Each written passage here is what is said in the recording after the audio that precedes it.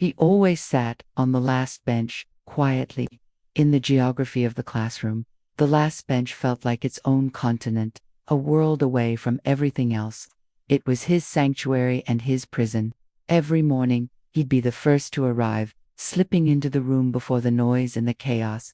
He'd take his seat in the corner, the one furthest from the teacher's desk, and pull out his notebook. He liked watching the classroom fill up, observing the shifting friendships, the shared jokes, the little dramas that played out before the bell rang.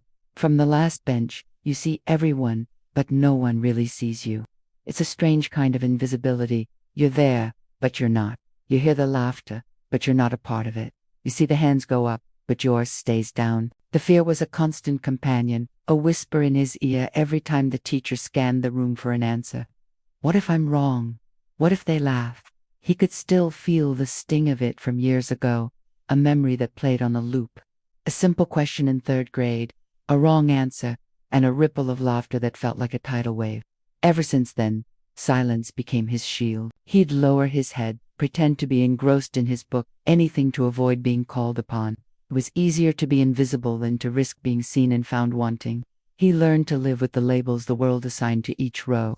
The front bench was for the smart ones, the eager hands, the future leaders. The middle benches were for the average, the ones who kept the class humming along. And the last bench, well, that was for the careless, the dreamers, the ones who didn't belong.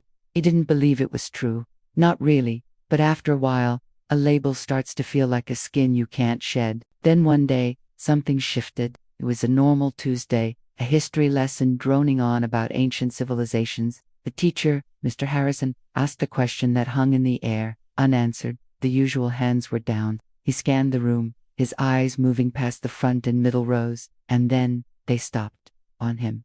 The world seemed to slow down. He could hear his own heartbeat, a frantic drum against his ribs.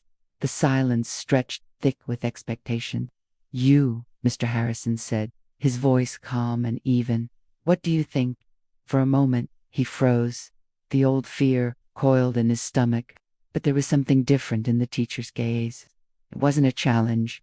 It was an invitation. Slowly, hesitantly, he pushed his chair back and stood up. His hands trembled slightly, and he could feel every pair of eyes in the room turned towards him.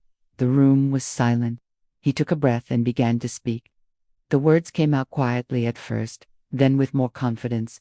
He talked about a detail he'd read, a connection he'd made that wasn't in the textbook. When he finished, the silence returned, but this time it felt different.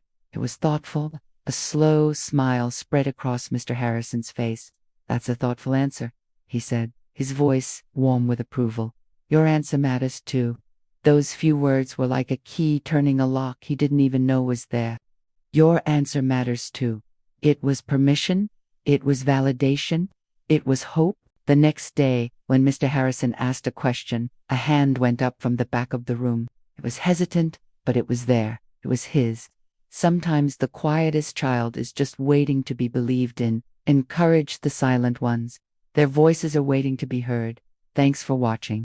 If this story resonated with you, consider subscribing for more.